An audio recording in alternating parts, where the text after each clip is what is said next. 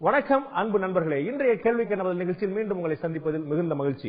திருச்சி சிவா, திராவிட முன்னேற்ற கழகத்துடைய கொள்கை பரப்பு செயலாளர், மாநிலங்களவை ராஜ்யசபையுடைய துணைத் தலைவர், நாடறிந்த பேச்சாளர், நாடாளுமன்றவாதி. கிட்டத்தட்ட ஒரு 45 ஆண்டுகளுக்கு பிறகு பாராளுமன்றத்தில் ஒரு தனிநபர் மசோதாவை நிறைவேற்றி மாற்றுப்பாலினத்தவருக்காக நிறைவேற்றி ஒரு சாதனையை புரிந்திருக்கிறார். எதிர்வரக்கூடிய 2016 சட்டமன்ற பொதுத் தேர்தலில் திராவிட முன்னேற்ற கழகம் இதுபோன்ற வியூகத்தை அமைக்க இருக்கிறது. பல்வேறு கேள்விகள் இருக்கின்றன. வாருங்கள், இன்றைய கேள்வி கிடந்த நிகழ்ச்சியில் திருச்சி சிவாவிடம் கேட்கலாம். வணக்கம். வணக்கம். இந்த முதல்ல நான் கேட்க விரும்புறது, உங்களுடைய இந்த நாடாளுமன்ற முயற்சி 45 ஆண்டுகளுக்கு பிறகு ஒரு தனிநபர் மசோதா நிறைவேறக்கூடிய வாய்ப்பு. மாற்றுப்பாலினத்தவருக்கான இந்த மசோதாவை நீங்கள் முன்னிறுத்துவதற்கான காரணம் என்ன? திமுகவுக்கே தோன்றாத, திமுக இதை முன்னெடுத்து செல்லாத போது உங்களுக்கு இந்த விஷயத்தை முன்னெடுத்து செல்ல வேண்டும் என்று தோன்றியதற்கான காரணம் என்ன? பின்னணி என்ன? திமுக முன்னெடுத்து செல்லவில்லை என்று சொல்ல முடியாது. காரணம், இந்தியாவிலே முதலாக தலைவர் கலைஞர் அவர்கள் முதலமைச்சராக இருந்தபோதுதான் அரவாணிகளுக்கான நல வாரியம் தமிழ்நாட்டில் உருவாக்கப்பட்டது. அவர்களுக்கு திருநங்கையர்கள் என்ற பெயரையும், ரேஷன் அட்டைகள் தருகின்ற முயற்சி, அவர்களுக்கு பல்வேறு சலுகைகள், வேலை வாய்ப்பு போன்றவைகளோடு இலவச அறுவை சிகிச்சை, இவைகள் எல்லாம் அந்த வாரியத்தின் மூலமாகத்தான் அறிவிக்கப்பட்டது. இதைத் தொடர்ந்துதான் பின்னர் மேற்கு வங்காளம், மராட்டிய மாநிலங்களில் அந்த போன்ற ஒரு வாரியம் அமைக்கப்படுகின்ற அறிவிப்பு வந்தது, மெல்ல செயல்பட ஆரம்பித்தது. ஆனால் இந்தியாவிலே முதலாக முன்னோட்டியாக இருந்தது தமிழ்நாட்டில் திராவிட முன்னேற்ற ஆட்சி தான். அதனால திமுகவுக்கு இதில் பங்கில்லை என்று சொல்ல முடியாது. இந்த தனிநபர் மசோதா நிறைவேறியதன் மூலமாக மாற்றுப்பாலினத்தவருக்கு கிடைக்கக்கூடிய நன்மை என்ன? அவர்களுக்கு குறிப்பாக நான் இதில் வலியுறுத்தி இருப்பது, தேசிய அளவிலும் மாநில அளவிலும் ஆணையங்கள், சட்ட ரீதியான ஆணையங்கள், அவருடைய நலத்திட்டங்கள் சரிவர செயல்படுகிறதா, ஸ்டாச்சுட்டரி அந்த நேஷனல் கமிஷன் ஃபார் டிரான்ஸ்ஜெண்டர்ஸ் அது அமைக்கப்பட வேண்டும். ஆதி திராவிடர்களுக்கு பிற்படுத்தப்பட்டவர்கள் இருப்பது போல அது மாதிரி ஒன்று அமைக்கப்பட வேண்டும். அவர்களுக்கு அவருடைய வழக்குகளை, அவர்கள் தொடர்பான வழக்குகளை விசாரிக்க விரைவு நீதிமன்றங்கள், மருத்துவ வசதி, எல்லாவற்றிற்கும் மேலாக கல்வியிலும் வேலை வாய்ப்பிலும் அவர்களுக்கு 2% இடஒதுக்கீடு, சமூகத்தில் அங்கீகாரம், அவர்களையும் மற்றவர்களைப் போல எல்லா வகையிலும் நடத்திட வேண்டும் என்பதற்கான எல்லா வகையிலும் இந்த மசோதா அதற்கான தீர்வுகளை சொல்லியிருக்கின்றது. இதில் ஆச்சரியம் என்னவென்றால், பெரும்பாலும் தனிநபர் மசோதாக்களில் 4 பேர் 5 பேர் தான் பேசுவார்கள். இதில் 22 பேர் ஆதரித்து பேசியதும், கடைசியாக அது ஆளுங்கட்சி பெரும்பாலும் வலியுறுத்துகிற போது அதை திரும்ப பெறுகிற நிலையிலிருந்து மாறி நான் பிடிவாதமாக திரும்ப பெற மறுத்த போது குரல் வாக்கெடுப்பில் முதலில் தோற்று போனது. இதுலயும் கூட ஆளுங்கட்சி தரப்புல வாபஸ் வாங்க சொல்லி வலியுறுத்தல் இருந்ததா? நிச்சயமாக இருந்தது, கடுமையாக இருந்தது. கடந்த பாஜக, இந்த பாஜக அரசு, கடந்த காங்கிரஸ், இந்த ஆட்சி, இந்த இப்பொழுது இருக்கிற பாஜக என்னுடைய விவாதம் நிறைவேறுகிற போது மரபுப்படி அமைச்சர் பதில் சொல்லி நாங்கள் பார்த்துக் கொள்கிறோம், திரும்ப பெறுங்கள் என்பார்கள், பெற்றுவிடுவார்கள். ஆனால் நான் மறுத்த போது மறுபடி அவர் அதை பேசிக் கொண்டிருந்தார். வேறு சிலரும் என்னை பக்கத்தில் உட்கார்ந்தெல்லாம் சொன்னார்கள், வேண்டாம் திரும்ப பெறுங்கள் என்று. நான் இல்லை, இந்த வாய்ப்பை விட்டால் வேறு வாய்ப்பு கிடைக்காது, இதில் யாருக்கும் கருத்து வேறுபாடு இல்லை என்கிற போது இதை நீங்கள் நிறைவேற்றுவதில் என்ன பின்னடைவு என்று கேட்டேன். குரல் வாக்கெடுப்புக்கு விட்டு தோற்று போனது என்று அறிவித்தார்கள். ஒரு 5 நிமிடம் நான் பிடிவாதமாக நின்றேன். மறுபடி குரல் வாக்கெடுப்பில் விட்ட போது ஆளுங்கட்சி, எதிர்கட்சி, மன்மோகன் சிங் உட்பட எல்லோரும் உட்கார்ந்திருந்து ஆதரவு தெரிவித்து ஏகப்பித்த ஆதரவோடு 45 ஆண்டுகளுக்கு பின்னால் நிறைவேறுது. இது இப்போது மக்களவைக்கு சென்றிருக்கிறது. இதுல ஒரு மிக மகிழ்ச்சியான விஷயம், அந்த மாதிரி ஒரு நிறைவேறியிருப்பது ஒரு நல்ல முயற்சி. அதுல நான் சொன்ன திமுகவை விட, திமுகவுக்கு அக்கறை இல்லை என்று நானும் சொல்ல தயாரா இல்ல, திமுகவை விட நீங்கள் தனிநபராக இருந்து முன்னிறுத்தியதற்கான காரணம் தான் தனிநபர் மசோதாவே கூட. ஏன் அந்த கேள்வி வந்ததுன்னு, இந்த மசோதா நிறைவேற்றப்பட்ட விவகாரம் மறுநாள் தினத்தந்தியில் முதல் பக்கத்தில் வந்தது, முரசொலியில் முதல் பக்கத்தில் வந்ததா? முரசொலியில் தளபதியினுடைய அறிக்கை வந்தது. இது ஒரு வரலாற்று வாய்ப்பு. உங்களுடைய தளபதியும் தலைவரும் தினந்தோறும் அறிக்கை விடுகிறார்கள், தினந்தோறும் பொதுக்கூட்டம் பேசுகிறார்கள், தினந்தோறும் முதல் பக்கத்தில் வந்தே ஆக வேண்டிய விஷயங்கள். அவர்களுடைய கட்சி, அவர்களுடைய பத்திரிகை, இது மாற்று கருத்தில் அவர்கள் பெருந்தலைவர்கள். ஆனால் இது ஒரு வரலாற்று வாய்ப்பு. ஒரு 45 ஆண்டுகளுக்கு பிறகு உங்களுடைய கட்சி, எப்படின்னா திமுக முன்னிறுத்தியது கூட, திமுகவை சேர்ந்த திருச்சி சிவா முன்னிறுத்திய ஒரு மசோதா என்றதில்லை, திமுக முன்னிறுத்திய மசோதா என்று கூட கொண்டு வரலாம், ஒன்றும் பிழை கிடையாது. அது தினத்தந்தி போன்ற ஒரு ஏட்டில் முதல் பக்கத்தில் வர, முரசொலி ஏட்டில் முதல் பக்கத்தை இடம் பிடிக்க முடியாமல் போக, திமுகவுக்கான அக்கறை எங்கே இருக்கிறது? தினத்தந்தி நடுநிலை நாளேடு, முரசொலி நடுநிலை, அதிலும் இது கட்சி பத்திரிகை. நடுநிலை நாளேட்டில் முதல் பக்கத்தில் வந்தது எனக்கு பெரும் மகிழ்ச்சியை கொடுத்தது.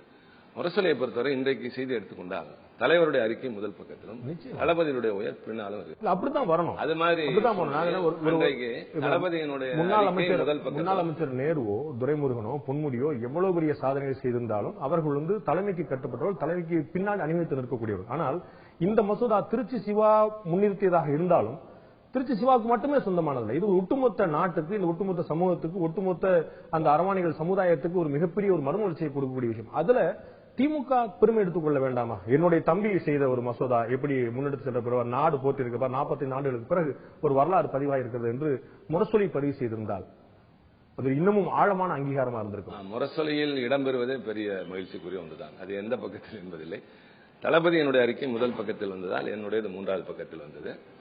முரசொலியில் செய்தி வருகிற போது இன்றைய செய்தி நாளைய வரலாறு என்கிற பத்திரிகை, அது இடம்பெறுகிற செய்தி வரலாறாக மாறும் என்ற நம்பிக்கையோடு இருக்கும். அது இன்றைய வரலாறாக மாறிவிட்டது. நாளை வரை காத்திருக்க தேவையில்லை. இன்றைய வரலாறாகிவிட்டது. அது பதிவு செய்யாமல் போனது முதல் பக்கத்தில் பதிவு செய்யாமல் போனது ஒரு நிச்சயமாக ஒரு காரணம் இருக்குமோ, ஒரு பின்னணி இருக்குமோ அப்படிங்கிற சந்தேகத்தை கழக தொண்டர்கள் மத்தியிலே கூட எழுப்பியிருக்கும். அது அப்படி எனக்கு தெரிஞ்சு யாரும் சொல்லவில்லை. நான் என்னை பொறுத்தவரை தளபதி என்கிறவர் கட்சியில் என்னை விட பெரிய இடத்தில் இருப்பவங்க. அவருடைய அறிக்கை முதல் பக்கத்திலும் இந்த செய்தி அதற்கு பின்னாலும் வந்தது என்றுதான் நான் எடுத்துக்கொண்டேன். திராவிட முன்னேற்ற கழகத்துடைய தலைவர் முன்னாள் முதலமைச்சர் சமீபத்தில் சென்னையில் ஒரு பொதுக்கூட்டத்தில் பேசும்போது தமிழக முதலமைச்சர் ரகசியமாக செயல்படுவதாக இருக்கக்கூடாது, அதுவும் ஒரு பெண் பாலின முதலமைச்சர் ரகசியமாக செயல்படுவதாக இருக்கக்கூடாது, அவர் பகிரங்கமாக செயல்பட வேண்டும், அவர் ஓய்வெடுத்துக் கொள்வது நல்லது, நான் பரிவோடு தான் அக்கறையோடு தான் பேசுகிறேன் என்றெல்லாம் சொல்வது அவர் உடல்நிலை பற்றி வெளியே இல்லாத ஒரு யூகத்தை வேண்டுமென்றே கிளப்புவது போல இல்லையா? யூகம் என்று நீங்கள் எப்படி சொல்கிறீர்கள், யூகித்து சொல்கிறீர்கள் என்று எனக்கு தெரியவில்லை. முதலமைச்சருடைய உடல்நிலை குறித்து அவர் கருத்து தெரிவிப்பதற்கு இவ்வளவு ஆதங்கப்படுகிற நீங்கள் கலைஞரை இத்தனை நாட்கள் தள்ளுவண்டி என்றெல்லாம் பேசிய பொழுது யாருமே ஆதங்கம் தெரிவிக்கும். உங்களுக்கு தெரிஞ்சிருக்கும். நம்முடைய கண்டிப்பியில ஆயுத எழுத்து நிகழ்ச்சியில சட்டமன்றத்தில் நடந்தது என்ன என்பது பற்றியும் இதே ஆயுத எழுத்து நிகழ்ச்சியில் நம்ம கடுமையாக விவாதித்தோம். மறுவாரமே திரு விஜயபாஸ்கருக்கு எப்படி நீங்கள் அமைச்சர் பதவி கொடுக்கலாம், அது ஒருவேளை தள்ளுவண்டி மற்றும் தண்ணி வண்டி என்று எதிர்க்கட்சி தலைவர்களை விமர்சனம் செய்வதற்கான பாராட்டு போல அது ஆகிவிடுமே என்று கடுமையான கேள்வி எழுப்பணும். அதே போலதான் இதை அதாவது அவரை விலக வேண்டும் என்றுதான் சொன்னோம். இப்பொழுது தலைவர் பேசியிருப்பது முதலமைச்சர் என்கிறவர் ஒரு கட்சியின் தலைவர் மட்டுமல்ல, அவர் ஒரு அரசாங்கத்தை வழிநடத்தக்கூடிய பொறுப்பில் இருக்கிறவர். அவருடைய செயல்பாடுகள் வெளிப்படையாக இருக்க வேண்டும். நீங்கள் அவருக்கு உடல்நிலை இருப்பதாக சரியில்லை என்பதாக யூகிப்பது என்று நீங்கள் யூகிப்பதை போல வெளியிலும் அவர் எந்த நிகழ்ச்சியிலும் கலந்து கொள்ள என்கிற போது உடல்நலம் சரியில்லையோ அவர் வெளிப்படையாக செயல்பட வேண்டும் என்று சொல்வதில் எந்த விதமான தலைவர் உடல்நிலை சரியில்லை, பெண் பாலினம் என்றெல்லாம் அவர் குறிப்பிடவே இல்லை. பெண் பாலின முதலமைச்சர் என்று அவர் குறிப்பிட்டதுக்கான வீடியோ ஆதாரங்கள் நான் அந்த கூட்டத்தில் கலந்து கொள்ளவில்லை. ஆனால் முரசொலியில் நான் படித்த பொழுது முதலமைச்சருடைய செயல்பாடுகள் வெளிப்படையாக இருந்திட வேண்டும். இங்கே ஒரு அரசு செயல்படவே இல்லை, அவருடைய செயல்பாடுகள் ஒரு முதலமைச்சருக்கு ஏற்றதாக இல்லை, அவர் ஓய்வு எடுத்துக் கொள்ளலாம் என்றெல்லாம் சொல்லி இருக்கிற போது ஒரு நல்ல அக்கறையோடு ஒருவரை கொஞ்சம் உடல்நலக்கும் கொஞ்சம் ஓய்வு எடுத்துக் கொண்டு வாருங்கள் என்று சொல்வதில்லை. அந்த கண்ணோட்டத்தில் ஏன் எடுத்துக்கொள்ளக்கூடாது? நீங்கள் அப்படி ஒரு விமர்சனம் பார்த்தா ஒரு ரிட்டாரிக்கா கேட்பதற்காக ஒரு டெவில்ஸ் அட்வொகேட்டா தான் நான் கேட்கிறேன். 92 வயது கொண்ட முதுபெரும் தலைவராக இருக்கக்கூடிய திமுக தலைவர், அவருக்கு அடுத்ததாக தலைமைக்கு முழுமையாக தயாராகிவிட்ட திரு ஸ்டாலின், இவர்கள் இருக்கும்போது அவரை ஓய்வெடுக்க சொல்லாமல் இவரை ஓய்வெடுங்கள் சொல்வது ஒரு அரசியல். ஓய்வெடுங்கள் என்பது டு கீப் கம்ப்ளீட்லி அவே என்பதல்ல, கொஞ்சம் உடல்நலனை சரியாக பார்த்துக் கொண்டு பின்னர் பணிகளை தொடருங்கள் என்று அக்கறையோடு சொல்வது. உடல்நிலையை காரணம் காட்டி யாரும் இன்னொருவரை ஒதுங்குங்கள் என்று சொல்வது ஏற்புடையதல்ல. நாங்கள் அப்படி சொல்கிற பழக்கமும் இல்லை. பட் இந்த தனிநபர் தாக்குதல் இன்னைக்கு நேற்று நடக்கக்கூடிய விஷயம் இல்ல, இது தொடர்ந்து காலங்காலமாக திமுக முன்னெடுக்கக்கூடிய விஷயமா இருந்திருக்கு. கீழே இருக்கக்கூடிய கட்சியுடைய பேச்சாளர்கள் அப்படி பேசுவதை நம்ம மறுத்துட முடியாது. மேலே இருக்கக்கூடிய தலைவர்கள் இப்படி பேசுறாங்களே அப்படிங்கறத விமர்சனமா இருக்குது. இந்திரா காந்தியை பற்றி விமர்சனமோ, எம்ஜிஆர் பற்றி விமர்சனமோ, அவர் வாய் பேச முடியாத நிலைமை பற்றியதோ, அவர் நடிகர் என்பதை கோமாளி என்று கூறியதோ, நாடகக்காரன் என்று கூறியதோ, இப்படி பல்வேறு விஷயங்கள்ல தொடர்ந்து நம்ம இது மாதிரி கடுமையான விமர்சனம் வச்சுட்டே இருந்திருக்கோம். தனிநபர் தாக்குதல் என்பது இன்று நேற்றல்ல. விபூதி வீரமுத்து என்று ஒரு காலத்துல காங்கிரஸ்ல இருந்து கொண்டு பேச்சுக்கள் எல்லாம் தாழ முடியாத ஒன்று. இது எல்லா கட்சியிலும் இருந்திருக்கிறது. காங்கிரஸ்ல இருந்து திமுக எல்லா கட்சிகளும். இப்பொழுது நீங்கள் சொல்கிறீர்கள் தனிநபர் விமர்சனம் என்று சொல்லலாம் சார். தனிநபர் தாக்குதல் என்பது இன்னும் கொஞ்சம் மிகைப்படுத்தி சொல்லக்கூடியது. எப்படி நம்மளாம் எடுத்துக்கோ, விமர்சனம் கொஞ்சம் அதிகமாக படுகிற போது தாக்குதலாக எடுத்துக்கொள்கிறது. ஒரு பொது கூட்டத்தில் பேசுவதை இவ்வளவு இந்த நிலை தேவையா என்று கேட்கிற போது சட்டமன்றத்தில் நின்று கொண்டு ஒரு முதலமைச்சர் என்ற நிலையில் இருக்கிறவர் தன்னை விட வயதில் மூத்தவரை பெயர் சொல்வதும் இன்னும் கடுமையான வார்த்தைகளில் நிலை தடுமாறி இருக்கிறார். அது இன்னும் நான் அதையெல்லாம் இங்கே நினைவு கூற விரும்பவில்லை. கடுமையாக விமர்சித்த போது இன்னொரு அரசியல் கட்சி தலைவரை முதிர்ந்தவரை விமர்சிக்கிற போது ஏன் ஒரு சுய கட்டுப்பாடு கூடாது என்ற வாதம் எழாமல் திமுக மட்டுமே தான் என்பதை போல பேசுவது கொஞ்சம் உங்களை போன்றவர் பரிசீலிக்க வேண்டியது. நிச்சயமா அதிமுகவிடம் கேள்வி கேட்கும் போது இதைத்தான் கேட்டோம். கடந்த வாரம் 2 வாரங்களுக்கு முன்னால் கூட திரு மாபா பாண்டியராஜன் அதிமுகவால் ஈர்ப்பு கொண்ட மாபா பாண்டியன் கேட்டபோது இதையே நாம் கேட்டோம். நீங்கள் எப்படி விஜயபாஸ்கருக்கு அமைச்சர் பதவி கொடுக்கலாம், அது அடுத்த வாரமே கொடுக்கப்படும். அவர் ஒருவர் மட்டுமல்ல, இல்ல இது பல கட்சியில் இருக்கிற எல்லாரும் அமைச்சர்கள் உட்பட சட்டமன்றத்தில் இருந்தாலே அடுத்த வார்த்தை கலைஞரை கடுமையாக தமிழக முதலமைச்சர் நானே சொல்றேன், நானே பதிவு தமிழக முதலமைச்சரே கூட திருட்டு ரயில் ஏறி வந்தவர் என்று திமுக தலைவர் மீது விமர்சனம் வைத்ததோ, தகர டப்பாவை கண்டுபிடித்தவரே உண்டிலை கண்டுபிடித்தவர் என்று இடதுசாரிகள் பற்றி பேசியதோ, இதெல்லாம் ரசிக்கத்தக்க விமர்சனங்களா பார்க்கல. ஆனா அவர்கள் செய்தார்கள், நாங்கள் செய்யக்கூடாதா என்பது போல் இருப்பது நியாயமா? அவர்கள் நாங்கள் செய்யவில்லை என்பதுதான் நியாயமான சரியானது. நாங்கள் விமர்சனம் வைக்கிற போது அதுல ஒரு சரியான பார்வையோடு நீங்கள் பார்க்க வேண்டும். இப்பொழுது கூட தலைவர் பேசியிருப்பது ஒரு நல்ல கண்ணோட்டத்தோடு, ஒரு முதலமைச்சர் உடல்நிலை சரியில்லை என்றால் ஓய்வெடுத்துக் கொண்டு வரலாமே என்பதுதான். ஏன் அப்படி சொன்னார் என்றால், இவர் வழக்கு முடிந்து மீண்டும் முதலமைச்சராகி இதுவரை அமைச்சரவை கூட்டம் ஒரு முறை கூட நடைபெறவில்லை. தலைமைச் செயலகம் வெறிச்சோடி கிடக்கிறது. எந்த அமைச்சரும் அங்கே சென்று கோப்புகளை பார்ப்பதில்லை. பொதுவாக ஒரு ஆட்சி நடைபெறுது என்கிற போது தலைமைச் செயலகம் ததும்பி வழியும் கூட்டம், மக்கள் கூட்டம், பல்வேறு கோரிக்கைகளுக்காக செல்கிறவர்கள், அதிகாரிகள் என்று அமைச்சர்கள் போக வர என்று. ஆனால் போய் பாருங்கள், கடற்கரையை விட மோசமாக காற்று வாங்கிக் கொண்டிருக்கிறது. முதலமைச்சரும் செல்வதில்லை, அமைச்சர்களும் செல்வதில்லை. அவர் வழக்கில் இருந்தவரை அவர்கள் ஆலயங்களுக்கு சென்று கொண்டிருந்தார்கள். அது முடிந்தவுடன் அடுத்து என்ன என்று செய்து கொண்டிருக்கிறார்களே தவிர, அதெல்லாம் பேசுகிற போது தமிழ்நாட்டில் இன்றைக்கு எல்லாம் பட்டு போய் கிடக்கிறது. ஒரு பொதுநல வழக்கிலே போய் ஒருவர் வழக்கு தொடுக்கிறார், மின்சார துறையில இவ்வளவு ஊழல் நடந்திருக்கிறது என்று. உயர்நீதிமன்றம் அட்வொகேட் ஜெனரலுக்கு உத்தரவிடுகின்றது, இன்னும் ஆகஸ்ட் 8க்குள் நீங்கள் அங்கே என்ன ஊழல் நடந்தது என்று கொண்டு வாருங்கள் என்று. ஆனால் மின்சாரம் சரியாக இருக்கிறது என்று சொல்கிறார்கள். ஆனால் இந்த மாதிரி சொல்லி கொண்டிருக்கிறார்கள் தவிர இது மாதிரி ஏராளமான பிரச்சனைகள். வழக்குல அவங்க ஜெயலலிதா பாதிக்கப்பட்டு அவங்க 7 மாசத்துக்கு ஒரு முதலமைச்சர் இல்லாத போது ஓபிஎஸ் உடைய ஆட்சி எப்படி நடந்தது பத்தி உங்க திமுக எல்லாருமே விமர்சனம் பண்ணிட்டு இருந்தாங்க. திமுக தலைவர் கூட இப்ப பொதுக்கூட்டத்தில் பேசும்போது கூட சொன்னார். நான் கேட்கிறேன், ஜெயலலிதா இருக்கும்போது ஓபிஎஸ் உடைய நிலைமை, அவர் படாத பாடுபடுறது, அவர் முதலமைச்சரா ஜெயலலிதா திரும்ப வந்த பிறகு இவர் இன்னைக்கு படாத பாடுபடுறது, அந்த ஆஜானு பாவான தோற்றம் எப்படி இருக்குது, அந்த பொட்டை வச்சுக்கிறது எவ்வளவு சிரமப்படுறாரு, இப்படி ஜெயலலிதா பற்றி பேசும்போது ஓபிஎஸ் பற்றி கோவப்படக்கூடிய திமுக தலைமை, திரு அன்பழகன் இருக்கும்போது ஸ்டாலினை துணை முதல்வர் ஆக்கினோமே, அப்ப அன்பழகனுடைய நிலைப்பாடு என்ன என்பது பற்றி எப்போதாவது அவருடைய ஒப்புதலோடும் அவருடைய ஆலோசனையின் பேரில் தான் அது செய்யப்பட்டது. இப்ப இங்க ஓபிஎஸ் ஒப்புக்கொள்ளையா இல்லாட்டி ஜெயலலிதா ஒப்புக்கொள்ளையா, இவங்களுக்கு ஏதாவது வாய்க்கா தகராறு இருந்ததா? அவர் ஒப்புக்கொண்டு செய்தாலும் தளபதி சுதந்திரமாக செயல்பட்டார். அன்னைக்கு அவரால் சுதந்திரமாக செயல்படவில்லை என்பது உங்கள் மனசாட்சிக்கு தெரியும், ஊருக்கு தெரியும். இல்ல அன்னைக்கு பேராசிரியரோட ஒப்புதலோடு தான் தளபதி, இங்க எல்லோருடைய ஒப்புதலோடு தான் ஓபிஎஸ் வைத்துக் கொள்ளுங்கள். ஆனால் தளபதி செயல்பட்ட கிட்டத்தட்ட 10 ஆண்டுகளுக்கு முன்னால் பேராசிரியருடைய உடல்நிலையை காரணம் காட்டி அவருக்கு கொடுக்கல அப்படின்னு சொல்லி நம்பர் 2 பொசிஷனை வேற ஒருத்தருக்கு கொடுக்கும் போது பேராசிரியர் எப்படிப்பட்ட உடல்நிலை காரணம் காட்டி நான் அந்த அறிக்கையை நான் காட்ட முடியும். திமுக தலைவர் தமிழக முதலமைச்சராக அப்போது இருந்தபோது அவர் குறிப்பிட்டு காட்டுறார், பேராசிரியர் என்னால் ஆக்டிவா செயல்பட முடியல என்று உடல்நிலையை காரணம் காட்டி சொல்ல துணை முதல்வர் பதவி வேண்டும் என்று முடிவு செய்யப்பட்ட போது பேராசிரியர் என்னுடைய உடல்நலம் சரியில்லை, என்னால் முடியாது என்று அவர் மறுக்க, அவர் தான் மறுத்திருக்கிறாரே தவிர நாங்கள் அதை காரணமாக சொல்லவில்லை. தன்னை பற்றி சொல்லிக் 10 வருஷம் முன்னாடி நீங்கள் எப்படி நாங்கள் செய்ததாக சொல்வீர்கள்? அவர் சொல்கிறார், என்னால் இது இயலாது, இதை வேறு யாரிடமாவது கொடுங்கள் என்கிற போது இன்னாரிடம் கொடுங்க. சில விஷயங்கள் எழுத்துல வேற மாதிரி இருந்தாலும் நடைமுறை எப்படி இருக்கும்? உங்களுடைய அனுமானம் ஒவ்வொன்றாக இருக்கலாம், ஆனால் எழுத்து என்பதுதான் சாஸ்வதம். அது என்ன சொல்றது? என்னுடைய கேள்வி என்ன, பேராசிரியர் அன்பழகன் பற்றி கவலைப்படாத நீங்கள் ஓபிஎஸ் பற்றி கவலைப்படவில்லை என்று எப்படி சொல்கிறீர்கள்? கவலைப்பட்ட காரணம் அவர் துணை முதல்வர், அதாவது காலகாலமாக அவருடைய உடல்நிலை சரியில்லை என்று கவலைப்பட்ட காரணத்தால் தான் அவர் முடியாது என்று சொல்கிற போதுதான் நாங்கள் அதை இன்னொருவருக்கு, அவர் சொல்கின்றவருக்கு தருகிறோமே தவிர நாங்களாக அவரை கவலைப்படாமலோ ஒதுக்கி தள்ளியோ அந்த மாதிரி செய்யவே இல்லை. ஆனால் இங்கே பன்னீர்செல்வம் தேர்வுல என்ன ஜனநாயக விரோதம் நடந்தது? அப்படியெல்லாம் சொல்லவே, முறையாகவே தேர்வுப்பட்டது. அவர் விருப்பத்தோடு, எல்லாருடைய அனுமதியோடு, ஆதரவோடு எல்லாம் வந்தார். ஆனால் அவர் சுதந்திரமாக செயல்பட முடிந்ததா என்றால் இல்லை. அவர் சொன்னாரா? அவர் என்ன சொல்லணும்? ஊருக்கு தெரியும். இது உங்களுடைய அனுமானம் இல்லையா? இல்லையே, அவர் தளபதி இருந்த போது செயல்பட்டது நடைமுறைப்படுத்தி இல்ல. 7 மாத காலமாக ஏன் இந்த மெட்ரோ ரயில் திட்டம் முடிந்தும் ஆரம்பிக்கப்படவில்லை? சொல்லுங்களேன் பார்ப்போம். இவர் வர வேண்டும் என்று காத்திருந்தார். அவர்களே சொன்னார்கள் பல திட்டங்கள், மத்திய அரசுடைய பங்களிப்பு, பல திட்டங்கள். பொதுவாக இந்த பேனல் டிஸ்கஷனுக்கு வராதே காரணம், இந்த வாதங்கள் ஒருத்தர் கருத்தை இன்னொருத்தர் கேட்காம போறது. இப்போ கொஞ்சம் நான் சொல்றது கேட்டு நான் கேட்கிறேன், நான் முடிச்சுக்கிறேன். மெட்ரோவை பற்றி கேட்டீங்க, நான் சொல்றேன். மெட்ரோவை பற்றி கேட்டீங்க. மெட்ரோ ரயில் திட்டம் என்பது உங்களுக்கு தெரியாதல்ல, தமிழக அரசுடைய தனிப்பட்ட திட்டம் அல்ல. 21% நாம, 20% மத்திய அரசு, 51% ஜப்பான் என்று ஒரு கூட்டு முயற்சியாக நடக்கக்கூடிய விஷயம் அது. அப்ப தமிழக முதலமைச்சர் வரல அப்படிங்கறதுக்காகவே வந்து ஒத்திக்கப்பட்டு எப்படி சொல்ல முடியும்? அவங்க பாதுகாப்பு காரணங்களுக்காக அவங்க சோதனை நடத்தினாங்க. அதுக்கப்புறம் பல்வேறு தாமதங்கள் ஏற்பட்டு அதெல்லாம் முடிந்து எல்லாம் தயார் நிலை என்று வந்த பொழுது அந்த ஆட்சியில் அன்றைக்கு இடைக்காலத்தில் இருந்த முதலமைச்சர் இருந்த அத்தனை பேரும் பல திட்டங்கள் வெளிப்படையாகவே சொன்னார்கள். ஆம், அவர் வர வேண்டும் என்றுதான் நாங்கள் நிறுத்தி வைத்திருக்கிறோம் என்றுதான் சொன்னார்கள்.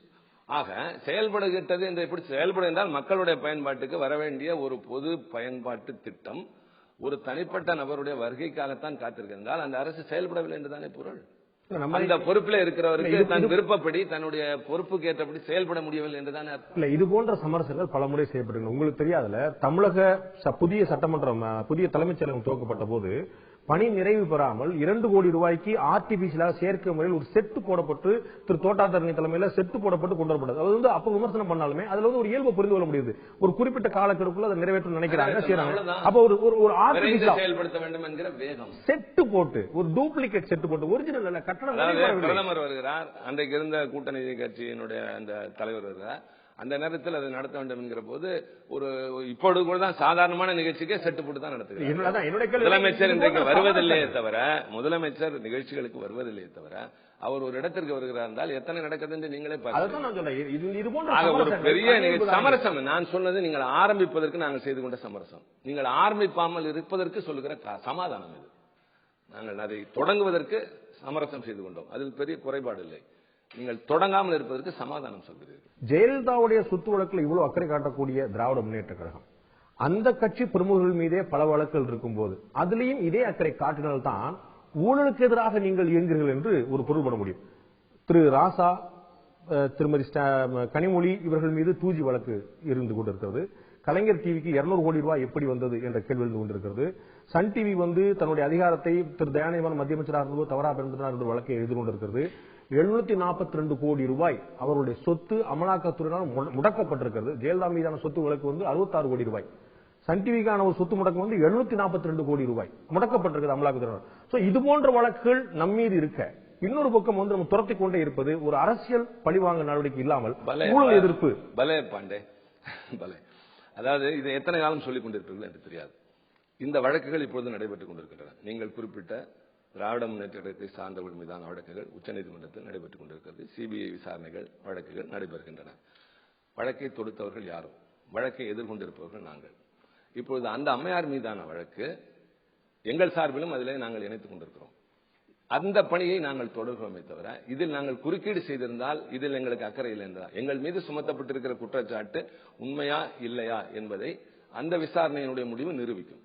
அதற்கு நாங்கள் தலையிட விரும்பவில்லை. அதற்குள் நாங்கள் தலையிடுவதும் ஏற்புடையதாக இருக்காது. இந்த வழக்கில், இந்த அம்மையாருடைய வழக்கில் எத்தனை ரூபாய் என்பதல்ல. முன்பெல்லாம் நீதிமன்றத்தில் அபராதம் என்று 5 ரூபாய் 10 ரூபாய் விதிப்பார்கள். அபராதம் என்பதுதான் கணக்கே தவிர அது 5 ரூபாயா 5000 ரூபாயா என்பதெல்லாம் இல்லை. அது மாதிரி ஊழல் என்று வருகிற போது ஒரு பொது வாழ்க்கையில் ஈடுபட்டிருக்கும் மீது இன்னொரு அரசியல் கட்சி அதற்குரிய வாய்ப்புகளை பயன்படுத்திக் கொண்டு முறையாக நீதிமன்றத்தின் மூலம் தொடர்வதை எப்படி நீங்கள் தவறு என்று சொல்றீங்க? அருமையான 2-3 வார்த்தைகள் நீங்க குறிப்பிட்டீங்க. ஒரு அரசியல் கட்சி, பொது வாழ்க்கையில் இருக்கக்கூடிய கட்சி அரசியல் எதிரிகளை, அரசியல் ரீதியான எதிரிகளை தேர்தலில் எதிர்கொள்ளாமல் நீதிமன்றம் வாயிலாக செல்வது சரிதானங்கிறதா இந்த கேள்வி. திமுக மீது அவர்களை மாற்ற வேண்டும் என்கிற போது அதிமுக மீது என்ன குற்றச்சாட்டு இருக்கிறதோ அதிமுக தலைமை அதை விட பன்மடங்கு குற்றச்சாட்டு திமுக தலைவருடைய குடும்பத்தினர் மீதே இருக்கிறது. அந்த வழக்குகள் எல்லாம் திருமதி தயாளு விவரங்கள்லாம் தெரியும். நீங்க மறுபடி பட்டியல் குடும்பத்தினர். அதிமுக ஆட்சிக்கு வந்ததற்கு பின்னால் திமுகவின் முன்னாள் அமைச்சர்கள் மீது வழக்கு தொடர்ந்தது. அதே ஆட்சிதான் அதை முன்னெடுத்தும் சென்றது. அது அவர்களுடைய கடமையாக இருக்கலாம், அல்லது அவருடைய விருப்பமாக இருக்கலாம், அல்லது அவர்கள் செய்ய வேண்டிய சூழலாக இருக்கலாம். அதேதான் திமுக. நாங்கள் ஒரு வழக்கில் மட்டும் திமுக அதிமுக தலைமை மீது 13 ஒரு வழக்கில் மட்டும் இந்த வழக்கில் எங்களையும் இணைத்துக் கொண்டிருக்கிற போது அது இன்னும் முழுமையாக முடிவுறாத நிலையில் தொடர்ந்து அதில் செல்வது எங்களுடைய கடமையில் ஒன்றாக கருதலாமே தவிர அதிலிருந்து நாங்கள் பாதியிலே விலகுவது என்பது தொடர் நீதிமன்ற நடவடிக்கையிலிருந்து நாங்கள் ஏற்றுக்கொள்ளத இல்லை என்பதாக. கர்நாடக அரசு மேல்முறையீடு செய்துவிட்டது. உங்களுடைய உயர்நிலை செயற்குழுவுடைய தீர்மானம் என்ன சொன்னது? கர்நாடக அரசு மேல்முறையீடு செய்ய வேண்டும். அப்படி செய்ய தவறினால் திமுக செய்யும். நியாயமான வாதம். ஏன்னா திமுகக்கான ஒரு ஸ்ட்ராட்டஜி ரைட் இருக்கு அப்படின்னு சொல்லிட்டு லோக்கல் ஸ்டாண்ட் இருக்குன்னு சொல்லி உச்சநீதிமன்றமே ஏற்றுக்கொண்ட விஷயம். இப்போது கர்நாடக அரசு மேல்முறையீடு செய்துவிட்ட பிறகு திமுக மீண்டும் மேல்முறையீடு செய்வது அந்த ஏதோ ஒரு தாங்கள் எதிர்பார்க்கக்கூடிய உங்களுக்கு என்ன அதுல அவ்வளவு வருத்தம்? ஒரு வருத்தம் கிடையாது. உங்களுடைய நோக்கம் என்ன என்பது ஊழலுக்கு எதிரானது என்றால் ஊழலுக்கு எதிரானது என்றால் சன் டிவி மீதான வழக்கு, கலைஞர் டிவி மீதான வழக்கு, நாங்க போய் அதை எங்களை இணைச்சிக்க முடியாது. வழக்கில் குற்றம் சுமத்தப்பட்டிருக்கிற போது அதை இல்லை என்பதை நிரூபிக்கின்ற டிஃபென்ஸ் சைட்ல இருந்து இவர்கள் செய்வார்கள். இப்பொழுது எங்களை பொறுத்தவரை இவர்களை ஆட்சியில் இருந்து அகற்ற வேண்டும் என்பதற்கு மக்கள் மன்றத்தின் மூலமாக தேர்தல் அணுகுமுறை. அதற்கு முன்பு அரசியல் கட்சிகள் ஒன்றை இன்னொன்று களத்திலே நின்று பார்க்கிற போது ஒவ்வொருவரும் ஒவ்வொரு வகையில் தங்களுடைய போராட்டத்தை தொடர்வார்கள். அது இல்லாமல் எந்த அரசியல் கட்சி செயல்படும். திரு நாஞ்சில் சம்பத் இதைத்தான் குறிப்பிடுறார். அதாவது மக்கள் மன்றத்தில் எங்களை வென்றெடுக்க முடியாது என்று தெரிந்து அவர்கள் நீதிமன்றம் மூலமாக புறவாசல் வழியாக அது ஏற்றுக்கொள்ளப்பட்ட முறை. ஜனநாயகத்தில் நீதிமன்ற முறை என்பது 3 தூண்களில் ஒன்று. அதுல நிச்சயமாக அது எந்த வகையிலும் மறுக்க முடியாது. மக்கள் மன்றத்தில் அகற்ற முடியவில்லை என்று அவராக கற்பனை செய்து கொண்டால் அது வருகிற தேர்தல் நிரூபிக்கும்.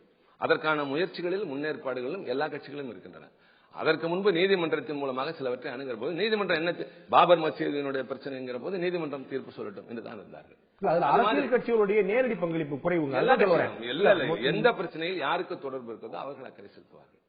இப்பொழுது திமுகவுக்கு சாதாரணமாக ஏதாவது ஒரு சின்ன குறை என்றால் கூட அதை மிக சொத்து குவிப்பு வழக்குகள் என்று எல்லா அமைச்சர்கள் மீதும் வழக்கு தொடுத்தார்கள்.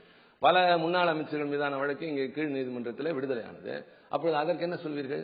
காழ்ப்புணர்ச்சி என்பீர்களா?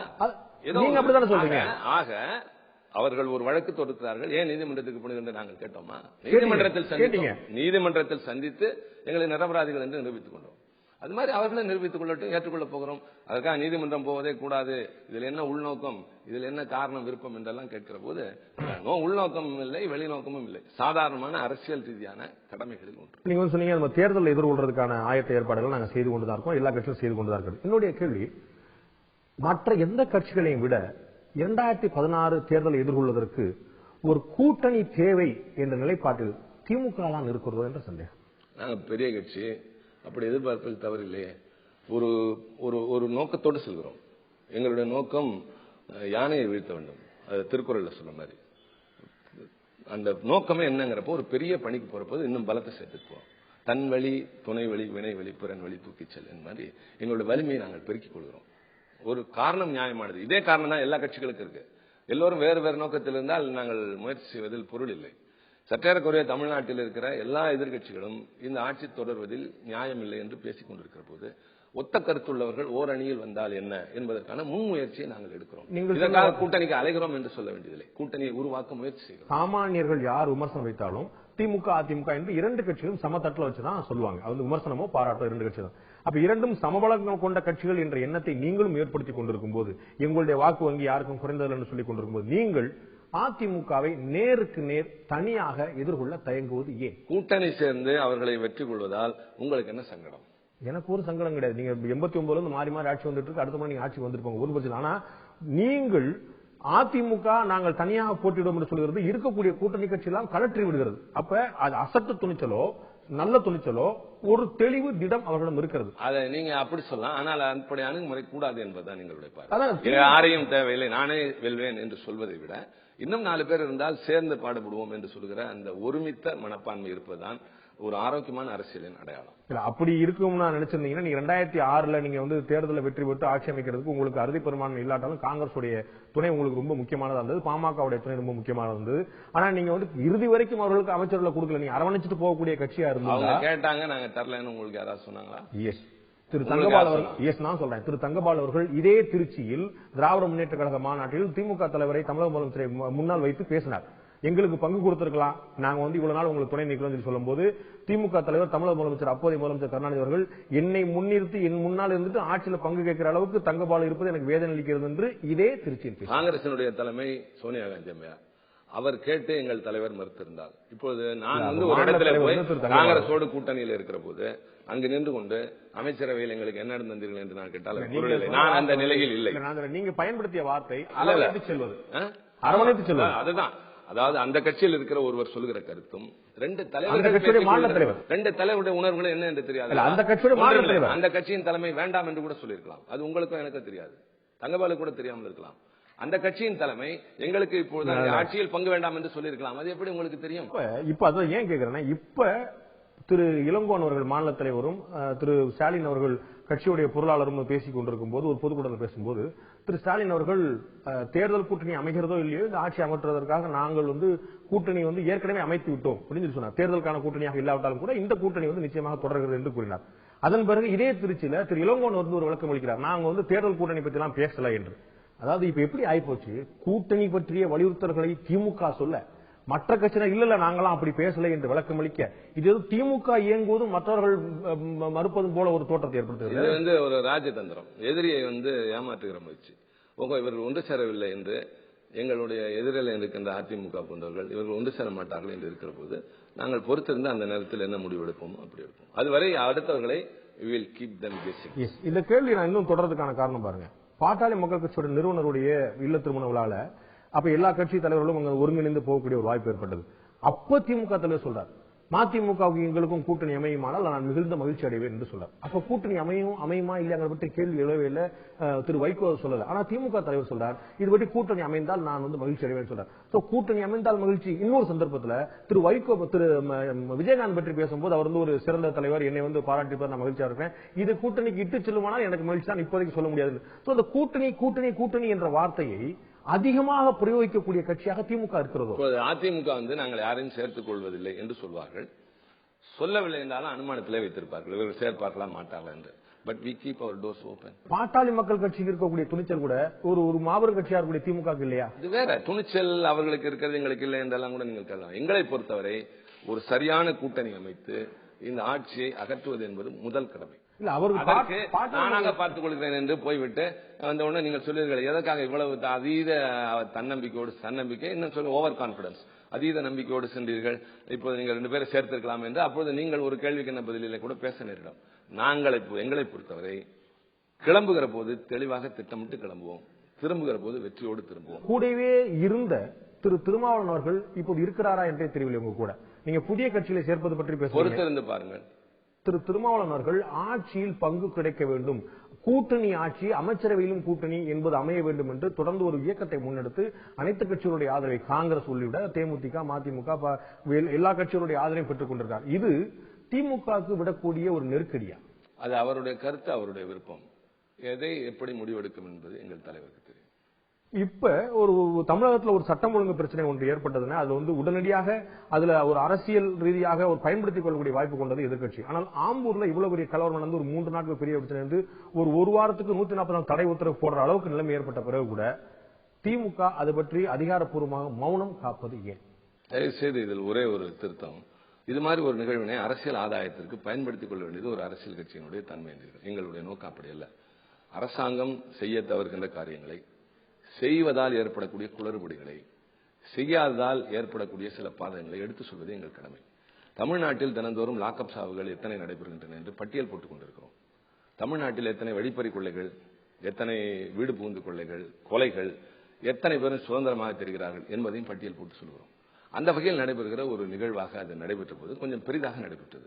எல்லாவற்றிற்கும் உடனடியாக கருத்துக்களை நாங்கள் சொல்கிறோம், சொல்ல வேண்டியது. ஆனால் நீங்கள் கேட்க வேண்டியது, இப்படி சட்டம் ஒழுங்கு பல இடங்களில் சிதைந்து போய் நீங்கள் கோவையில பார்த்தால் நேற்றைக்கு பத்திரிகை செய்தெல்லாம் பதைப்பதை பூட்டுகிறது. டாஸ்மாகினுடைய விளைவு எந்த அளவிற்கு இளைய சமுதாயம் சீரடைந்து போயிருக்கிறது என்று. அது மாதிரி கலவரங்கள், சாதி கலவரங்கள், மத கலவரங்கள், கொலைகள், ஓடிப்போவது, இதெல்லாம் நடைபெறுகிற போது ஆட்சியாளர்கள் என்ன செய்து கொண்டிருக்கிறார்கள்? டாஸ்மாக் பற்றி திமுக பேசுவது சரியா இருக்குமா? திமுக 2016 ஆட்சிக்கு வந்தால் டாஸ்மாகை முழுமையாக மூடுவோம் என்று சொல்ல முடியுமா? பொறுத்திருந்து பாருங்கள். நான் முதலே சொன்னேன், எங்களுடைய தேர்தல் வியூகங்களை பற்றி, அடுத்த நடவடிக்கைகளை பற்றி ஒரு பொது இடத்தில் பேசுகிற இடத்திலும் நான் இல்லை. அதிமுக ஆட்சியில அரசு இவ்வளவு மோசமாக இதுவரை நடைபெற்றதில்லை. எந்த ஆட்சியிலும் இவ்வளவு மோசமாக இது ஒரு தொடர் நிகழ்வாக.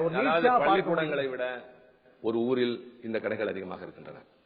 இந்த கடைகள் திறந்திருக்கிற நேரங்கள் அதிகம். இதன் விளைவாக ஏற்பட்டிருக்கிற பாதகம் தமிழ்நாடு அரசாங்கம் இயங்குவதே இதன் வருமானத்தின் மூலமாக என்கிறதோடு சட்டம் ஒழுங்குக்கு காரணம் 2006-11 இதே நிலைமை தானே இருந்தது. இவ்வளவு மோசம் இதெல்லாம் கிடையாது. கட்டுப்பாட்டில் வைத்து நீங்க அது இல்லை என்பது என்னுடைய கேள்வி. 2006 இருந்த கடைகளுடைய எண்ணிக்கைக்கும் 2011 இருந்த கடைகளுடைய எண்ணிக்கைக்கும் எங்களை தோற்கடித்தீர்கள். இதற்கான காரணங்களாகவே நான் ஏற்றுக்கொள்கிறேன். எங்களை தோற்கடித்து இன்னொருவரை கொண்டு வந்தீர்களோ, அந்த ஆட்சி மேலும் சீரழிக்கிற போது அது குறித்து பேசாமல் முடித்து போனதை ஏன் எடுத்து போஸ்ட்மார்ட்டம் செய்து கொண்டிருக்கு? ஏன் நிச்சயமா ஒரு போஸ்ட்மார்ட்டம் பண்ணல, உண்மைகள் வெளிவராது. 2001 இருந்த நான் இப்பொழுது இல்லை என்று இந்த அம்மையார் சொல்கிறார். முதிர்ச்சி, கால மாற்றம், நான் மாறி இருக்கேன் என்கிறார். எல்லோருக்கும் பரிணாம வளர்ச்சி என்பது உண்டு. ஒவ்வொரு அணுகுமுறையும் கொள்கைகளிலே கூட புனரமைப்பு உண்டு, சீரமைப்புகள் உண்டு. அது மாதிரி ஒவ்வொரு கட்சியினுடைய அணுகுமுறையும் ஒவ்வொரு பிரச்சனையிலும் கால ஓட்டத்திற்கு ஏற்ப, மக்களுக்கு ஏற்ப, தேவைகளுக்கு ஏற்ப தன்னை சரிப்படுத்தி அது மாதிரி இருக்கிற போது நான் சொல்ல வந்ததை நீங்கள் 2 கட்சிகளுக்குள்ளான பிரச்சனைகளாக கொண்டு போய் நான் சமுதாய அக்கறையோடு பேசுகிறேன். சமுதாய அக்கறையோடு பேசுகிற போது இன்றைக்கு தமிழ்நாட்டில் ஒரு மனிதன் நிம்மதியாக நடமாட முடியவில்லை, வீட்டை பூட்டி விட்டும் வெளியே போக முடியவில்லை, வீட்டுக்குள் பூட்டிக் கொண்டும் தூங்க முடியவில்லை. கொலையாளிகள் சுதந்திரமாக நடமாடுகிறார்கள், பிடிபடுவதில்லை. ஆனால் எங்கு பார்த்தாலும் இவைகள் நடைபெற்றுக் கொண்டே இருக்கின்றன. சட்டம் ஒழுங்கு சிதைந்து போயிருக்கிறது. அமைச்சர்கள் தங்கள் பொறுப்புகளை, இலாக்காக்களை கவனிப்பதற்கு அலுவலகம் செல்வது இல்லை. கட்சி வேலைகளையும் அல்லது வேறு வேலைகளையும் பார்ப்பதாக இருக்கிறாங்க போது இது இந்த நாட்டினுடைய ஒரு ஆபத்தான அபாய அறிவிப்பு. சரி செய்வதற்கான கடமை அரசியல் கட்சிகளுக்கு.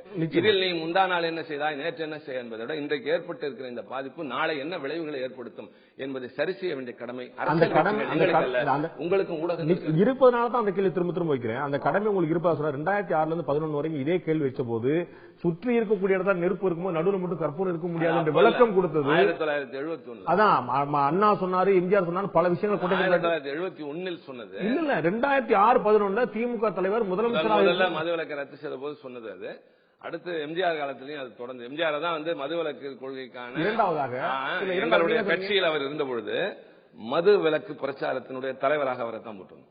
அவர் தான் ஊரெல்லாம் போய் மது வேண்டாம்னு சொல்லியிருந்தார். ஆனால் அவருடைய ஆட்சியிலே அது தொடர்ந்தது. இன்றைக்கு பாட்டாளி மக்கள் கட்சி, மறுமலர்ச்சி திராவிட முன்னேற்ற கழகம், தேசிய முற்போக்கு திராவிட கழகம், காங்கிரஸ், தமாக போன்ற கட்சிகள் பகிரங்கமாக மதுவிலக்கு வேண்டும், பூரணமாக முடியாவிட்டால் கூட குறிப்பிட்ட நேர கட்டுப்பாடாக வேண்டும் என்று குரல் கொடுக்கும் போது பிரதான எதிர்க்கட்சியாக அரசியல் அங்கீகரிக்கப்பட்டிருக்கக்கூடிய திராவிட முன்னேற்ற கழகம் அந்த கோரிக்கையை ஒரு முறையேனும் மேடைகளிலாவது முன்வைத்திருக்கிறதா? சினிமா டயலாக்ல விஜய் மாதிரி வெயிட்டிங் வெயிட் அண்ட் சீ சொல்லி நினைச்சிருக்கேன். நான் தேர்தல்ல இன்னும் ஒரு வருஷம் திமுக என்னெல்லாம் செய்ய போகுதுன்னு எப்படி நான் உங்கள்கிட்ட பேசிட்டு இருக்கேன். உங்களுடைய தேர்தல் அறிக்கை வெளியிட சொல்லி கேட்கல. இப்ப அதற்கான உரிமை கேட்கிற கேள்வி இல்ல. இப்ப உங்களுக்கு வழக்கம் படலங்கிறே நான் புரிஞ்சிருக்கேன். என்னுடைய கேள்வி என்னன்னா, திரு நாஞ்சில் சம்பத் அவர்கள் இதே கேள்வி கணவர் நிகழ்ச்சியில, திரு மாஃபா பாண்டியராஜன் அவர்கள் இதே கேள்வி கணவர் நிகழ்ச்சியில, அதிமுகவில் கொள்கை பரப்பு துணை செயலாளர் இருக்கக்கூடிய ஒருத்தரும், அதிமுக முழுமையான அர்ப்பணிப்பு ஈர்ப்பு கொண்டிருக்கக்கூடிய ஒருத்தரும் அவர்கள் இதே பேட்டியில வெளிப்படையாக சொல்கிறார்கள், பகிர்ந்து கொள்கிறார்கள். தனிப்பட்ட முறையில இதற்கு ஒரு தடை பரிபூர்ணமாக வேண்டும் என்றுதான் நான் நினைக்கிறேன்னு சொல்றாங்க. அது கூட திரு திருச்சி சிவாயிட்ட வரமாட்டேது. அவர் அந்த அம்மாவுக்கு தெரியாதுன்னு நினைக்கிறேன். அவர் அப்படி சொன்னது அங்க வந்து தனிப்பட்ட கருத்தெல்லாம் சொல்றதுக்கு யாருக்கும் சுதந்திரம் சொல்லப்பட்ட எங்களுக்கு கட்டுப்பாடு உண்டு. நாங்கள் இங்கே அடிமைகள் இல்லை, ஆனால் சுய கட்டுப்பாடுகள் உண்டு. எதை எங்கே எப்படி பேச வேண்டும், பேசலாமா கூடாதா என்கிறதுக்கு சுய கட்டுப்பாடு உண்டு. எங்களுடைய தலைமையினுடைய எண்ண ஓட்டத்திற்கு ஆனால் அங்கே கட்டுப்பாடு என்பதை தாண்டி கட்டுப்பட்டித்தனம் இருக்கக்கூடிய ஒரு கட்சி என்று விமர்சிக்கப்படக்கூடிய அதிமுகவே அவர்கள் பகிரங்கமா ஒப்புக்கொள்கிறார்கள். நாங்கள் அடிமைகள் அல்ல என்றும் சொல்லக்கூடிய திமுக இதை பற்றி வாய் திறக்க கவலைப்படுகிறது. அதனுடைய சூட்சுமத்தை தெரிந்து கொள்ளுங்கள். சிலவற்றை தான் நான் பேச முடியுமே தவிர, பேசலாமே தவிர சிலவற்றை நான் பேசக்கூடாது. அப்பொழுதுதான் நான் சரியான போர் படை சிப்பாய். 2006-11 திமுக மீது இருந்த ஒரு எதிர்பார்ப்பு ஏமாற்றமா மாறி ஆட்சி மாற்றத்துக்கு மக்கள் வித்திட்டார்கள். அதே போன்ற ஒரு ஏமாற்றம், ஒரு எதிர்பார்ப்பு தோற்று போன நிலைமை இப்போது இருப்பதாக நீங்கள் நினைக்கிறீர்களா? நிச்சயமாக இருக்கிறது. இந்த ஆட்சி ஒரு பெரிய அதிருப்தியை மக்கள் மனதில் உருவாக்கி இருக்கிறது. இந்த ஆட்சியில் எதுவும் முறையாக நடைபெறவில்லை, நிம்மதி இல்லை, எங்கு பார்த்தாலும் எதற்கும் பணம் என்பது பெருகி போய்விட்டது. அமைச்சர்கள் செயலற்று இருக்கிறார்கள். முதலமைச்சர் என்பவர் முதலில் வழக்கு, அவர் இல்லாத நிலையில் இப்படி பல வகைகளில் சட்டம் ஒழுங்கு சீர்குலைந்து போயிருக்கிறது, விலைவாசி ஏறி போயிருக்கின்றது, வேலை வாய்ப்பில்லை, தொழிற்சாலைகள் மூடப்பட்டு விட்டன. இதெல்லாம் உண்மையாக இருந்தால், மக்கள் அப்படி நினைப்பதாக இருந்தால் 2014 பொதுத் தேர்தல் ஒரு வருஷத்துக்கு முன்னாடி இவ்வளவு பெரிய வெற்றி 39ல 37 சாத்தியமா இருக்குமா? நீங்கள் சொல்வதெல்லாம் உண்மையா இருந்தா அதான் ஆளுங்கட்சி தன்னுடைய முழு பலத்தை பிரயோகித்தது. தேர்தல் ஆணையமே இப்போது நீங்கள் நடைபெற்ற ராதாகிருஷ்ண நகர் தேர்தலில் சாதாரணமாக சொல்வார்கள், ஒரு வாக்குச்சாவடியில் 100% வாக்குகள் பதிவானாலே அது முறையான தேர்தல் சொல்வார். மொத்த வாக்குகளை விட அதிக வாக்குகள் பதிவாகி இருந்த ஒரு வாக்குச்சாவடி 184 வாக்குச்சாவடி நடந்துச்சு. எல்லாம் எங்க நடக்கும்? டிராபிக் ராமசாமி அவர்கள் 5 வாக்குச்சாவடி நடந்துச்சு சொல்றாங்க. நான் கேட்கிறேன், ஒரு 15 வாக்குச்சாவடியில வாக்குச்சாவடியை கைப்பற்றி விட்டார்கள் என்றே கொண்டோமானால் கூட அப்படியே சொன்னா கூட 1,80,000 வாக்குகள் வித்தியாசம். நான் சொல்றது ஒரு நிமிடம். ஒரு வாக்குச்சாவடியில் கள்ள ஓட்டு என்று கொண்டால் கூட ஒரு வாக்குச்சாவடியில் இருக்கிற வாக்குகளை விட அதிக அளவுக்கு வாக்குகள் பதிவாகுகின்ற அளவிற்கு வலிமை படைத்தவர்களால் 2 லட்சம் வாக்குகளில் வித்தியாசம் இருந்தால் கூட ஆச்சரியப்பட ஒன்றுமில்லை.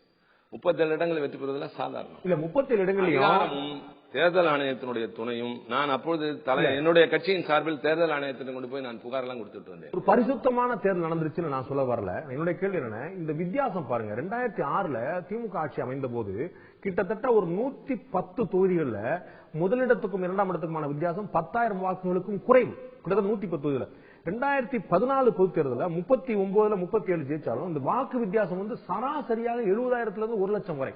அப்ப ஒரு முறைகேடு நடந்தது என்றாலும் கூட அதை முழுமையாக கட்டுப்படுத்தி இருந்தாலும் கூட அந்த அதிமுக தான் வெற்றி பெற்றிருக்கும் என்பது தெளிவாக. என்னுடைய கேள்வி, ஒரு வருஷத்துக்கு முன்னாடி இந்த ரிசல்ட், ஒரு வருஷத்துக்கு உள்ள தேர்தல். நீங்க நினைக்கிற அளவுக்கு ஒரு சுலபமான ஒரு அதிருப்தி வந்துருச்சு, எப்ப அதிமுக காலி அப்படிங்கிற ஒரு எண்ணத்துக்கு வர முடியுமா? நீங்க காங்கிரஸ் ஆட்சியில் இருந்த போது இந்திய எதிர்ப்பு போராட்டம் விஸ்வரூபம் எடுத்து தமிழ்நாடே கொந்தளிப்பில் நடந்து காங்கிரஸ் என்பது ஒரு பெரிய அராஜக சர்க்கார் என்று முடிவாகி மாணவர்கள் கொந்தளித்த போது தர்மபுரியில் ஒரு இடைத்தேர்தல் காங்கிரஸ் தான் வெற்றி பெற்றது. ஆனால் அடுத்து நடைபெற்ற பொது தேர்தலில் திமுக வெற்றி பெற்றது. அது மாதிரி நாங்கள் ஆளுங்கட்சியாக இருக்கிற போது பெண்ணாகரம் வரை நடைபெற்ற எல்லா தேர்தல்களிலும் அதிமுக டெபாசிட் எழுந்தது. சில இடங்களில் போட்டியிட பயங்கினார். அடுத்த தேர்தலில் பெரும்பான்மையோடு தேர்தலில் 37 நீங்க மக்களவை தேர்தலை கூட அவருடைய பலத்தோடு நடைபெற்றதுதான். ஓரளவுக்கு கொஞ்சம் முன்பின் இருக்கலாம். அதற்குள் அதை கூட நாங்கள் ஒரு பாடமா எடுத்துக்கொண்டு எங்களை நாங்கள் பலப்படுத்திக் கொண்டிருக்கிறோம். தமிழகத்தில் எதிர்கொள்ளக்கூடிய தேர்தலில் வந்து பாமக தனித்து போட்டியிடும் சொல்லி சொல்றாங்க, பாஜக நாங்க ஒரு கூட்டணி சொல்லி சொல்றாங்க, தேமுதிக என்ன முடிவு எடுக்க போது யாருக்கும் தெரியல. குறைந்தபட்சம் உத்தரவாதமாக ஒரு சாதாரணமான அரசியல் நோக்கம் தெரியக்கூடிய விஷயம், குறைந்தபட்சம் 3 அணிகள் போட்டியிடும் என்று எதிர்பார்க்கப்படுகிறது. இப்படி அணிகள் அதிகமாக போட்டியிடும் போது நீங்கள் சொல்லக்கூடிய ஒரே முனைப்பாக எதிர்கொண்டு அதிமுக எதிர்கொள்வது சாத்தியம் இல்லாமல் போகும். அப்ப எதிரணி 2ஆக பிளவுபடும் போது அதனுடைய நேரடி ஆதாயம் அதிமுகவுக்கு தானே? அதுதான் சொல்றேன். தேர்தலுக்கு இன்னும் நாட்கள் இருக்கிற போது நாம் மீண்டும் சந்திக்கலாம். அந்த நேரத்தில் வியூகங்கள் மாறி அணிகள் அமைந்து களம் அமைகிற போது எப்படி இருக்கும் என்று நீங்கள் அனுமானிக்கலாம். நானும் அப்படி சொல்லலாம். மத்தியில் நடக்கக்கூடிய ஆட்சியுடைய சாதனைகள் தமிழகத்திலேயும் பாஜகவுக்கு ஒரு ஆழமான வேரை கொடுக்கும் என்று பாஜக உறுதியாக நம்புறது. நாங்கள் அதுக்கான தீவிரமான பிரச்சாரத்தை பண்றோம் சொல்லி பிரச்சாரத்தை பண்ணி கொண்டிருக்கிறது. மத்தியில இந்த ஒரு ஆண்டை கடந்திருக்கக்கூடிய பாஜக அரசுடைய செயல்பாடு அதிருப்தி அளிக்குதுன்னு திமுக தலைவரே சொல்லல. நீங்க சொல்ல போறீங்களா? நிச்சயமா அவரு பல இடங்களில் சொல்லியிருக்காரு. அவர்களுடைய அணுகுமுறை தேவையற்ற பிரச்சனைகளை எழுப்புகிறவர்களாக பல அமைச்சர்கள் ரொம்ப மென்மையா அப்படிதான் சொல்ல முடியும். கடித வச்சு நல்ல எரிதல். இன்னும் சொல்ல போனா நாங்கள் இந்த சட்டத்தை கடுமையாக எதிர்த்திருக்கிறோம். பல சட்டங்களை அந்த மன்றத்தில் நாங்கள் எதிர்த்து பேசியிருக்கிறோம், எதிர்த்து வாக்களித்திருக்கிறோம். இந்த நில ஆக்கிரமிப்பு சட்டம் கையகப்படுத்தும் சட்டம் வந்தால் இருக்கிற நிலங்களையும் உரிமையே இல்லாமல் பற்றிவிட்டு வெறும் தொழிற்சாலைகளை வைத்துக் கொண்டு எவ்வளவு பணம் இருந்தாலும் முதல் உலக போருக்கு நிலம் கையகப்படுத்தக்கூடிய சட்டம் வந்து 2013 கொண்டு வரப்பட்டது. அதில் இருந்த பல சரத்துகள் இந்த ஆட்சியில் நீக்கப்பட்டிருக்கின்றன. விவசாயினுடைய ஒப்புதலோடு தான் இடங்களை எடுக்க முடியும் என்ற சரத்து இருந்ததை இவர்கள் நீக்கிவிட்டு ஒப்புதலே இல்லாமல் எடுக்கலாம் என்று சொல்லியிருக்கிறார்கள். அது வந்து நேரடியான அரசு திட்டங்கள் மட்டும்தான் அப்படி சொல்லியிருக்காங்க. அது உங்களுக்கு 2013 வரைக்கும் அப்படித்தான் இருந்தது. பிபிபிக்கு கூட எடுக்கலாம் இருக்காங்க, பப்ளிக் பிரைவேட் பார்ட்னர்ஷிப் அதற்கும் எடுக்கலாம் என்று சொல்லியிருக்கிறார்கள். இண்டஸ்ட்ரியல் காரிடார் என்று சொல்வது பல பேருக்கு அதனுடைய ஆபத்தே தெரியவில்லை. ஒரு பெரிய வழித்தடத்தையே வந்து தொழில் மயமாக மாற்றுவதற்கு இப்பொழுதே நாம் பார்க்கிற இடங்கள்லாம் நீங்கள் சாலை வழியாக சென்னைக்கு செல்லுங்கள், பச்சை பசையில் இருந்த வயல்கள் எல்லாம் கான்கிரீட் கட்டிடங்களாக மாறி இருக்கின்றன. நீர்வளம் குறைந்து போகிறது. அதே மாதிரி விளைநிலங்கள் இதெல்லாம் செய்ய தவறுகிற ஒரு அரசு. நான் இப்ப நிறைய பேசலாம், இன்னும் விரிவாக பேசலாம். மத்திய அரசு விவசாயத்தை ஊக்கப்படுத்தவில்லை. மத்திய அரசு பொதுத்துறை நிறுவனங்களை நலிவடை செய்கிறது. அவர்கள் காட்டுகிற பொருளாதார வளர்ச்சி என்பது சில முதலாளிகளின் வளர்ச்சியை தவிர சராசரி வளர்ச்சி என்று காட்ட முடியாது. ஜிடிபி என்று சொல்கிற போது ஒரு தனி மனிதனுடைய பொருளாதார வளர்ச்சியை தான் காட்ட முடியும். அப்படிப்பட்ட எதுவுமே இல்லாமல் எல்லாமே ஒரு தோற்றமாக இருக்கிறது. எனவே அவருடைய செயல்பாடுகள் பல நேரங்களில் அதீதமாக தெரிகிறது, வேறு மாதிரி காட்டுகிறது. முழுமையாக தனிப்பட்ட முதலாளிகளின் ஆதாயத்திற்காகவே எல்லா விதமான பயன்களும் போய் சேர்கின்ற ஒரு அவலம் உருவாகி கொண்டிருக்கிறது. இதை தடுக்க வேண்டிய, இதற்கு குரல் கொடுக்க வேண்டிய இடத்தில் நாங்கள் இருக்கிறோம். உங்களுக்கு மேலோட்டமாக நீங்கள் கேட்ட காரணத்தால் சொல்கிறேன்.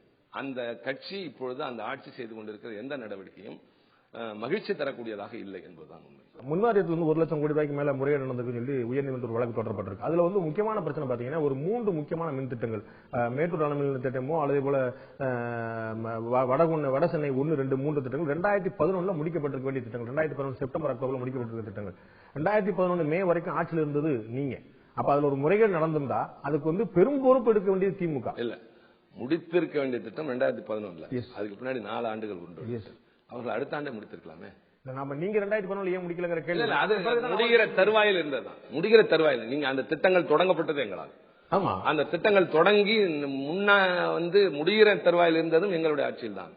அடுத்து வந்திருந்தால் உடனே முடித்திருப்போம். தொடர்ந்து பொறுப்பேற்ற இவர்கள் இது முந்தைய ஆட்சி செய்தது என்ற ஒரு பாரபட்ச பார்வை இல்லாமல் அதை முனைந்து செயல்பட்டு இருந்தால் எப்பொழுதோ அது நிறைவேறும். தமிழ்நாட்டில் மின் பற்றாக்குறை இல்லாமல் போயிருக்கும். ஒரு வேகமான அரசியல் தலைவராக அறியப்பட்ட திமுக தலைவர் நீங்களே சொன்ன போல அந்த வயசுல அவ்வளவு ஆக்ரோஷமா செயல்படுவார் அப்படின்னு சொல்லும்போது, எங்களை தண்டித்தது போதும், இன்னுமா எங்களை இந்த மாதிரி சோதிக்கிறீர்கள், நீங்கள் நன்றி மறவாதீர்கள் என்பது போல ஒரு கெஞ்சல் நிலைக்கு செல்வது சரியா? பணிவாக பேசுறாருன்னு ஒரு மூத்த தலைவர் பணிவுடன் மக்கள்ங்கிறவர்கள் எஜமானர்கள் நீதிபதிகள் சொல்றோம். அவங்கள்ட்ட அவர் இவ்வளவு பெரிய தலைவர் பணிந்து பேசுகிறார் என்று ஏன் நீங்கள் பார்க்க கூடாது?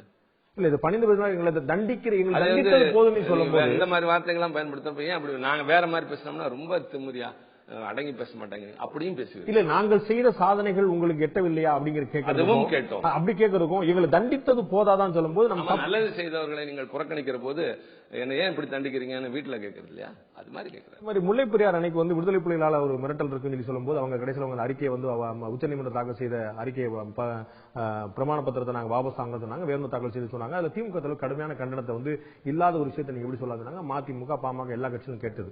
என்னுடைய கேள்வி, விடுதலை புலிகள் விவகாரத்துல என்னைக்கு திமுக வேற நிலைப்பாடு இருந்தது? 2009 தேர்தலின் போது பன்ருட்டில பேராசிரியர் அன்பழகன் அவர்கள் மக்களை கேடயமாக பயன்படுத்தின விடுதலை புலிகள் சொல்றார். 2014 திரு ஸ்டாலின் அவர்களுக்கு பாதுகாப்புக்கு வந்து அச்சுறுத்தல் இருக்கிறது விடுதலை புலிகளால அப்படின்னு சொல்லி TR பாலு மத்திய அரசு கடிதம் எழுதுகிறார்.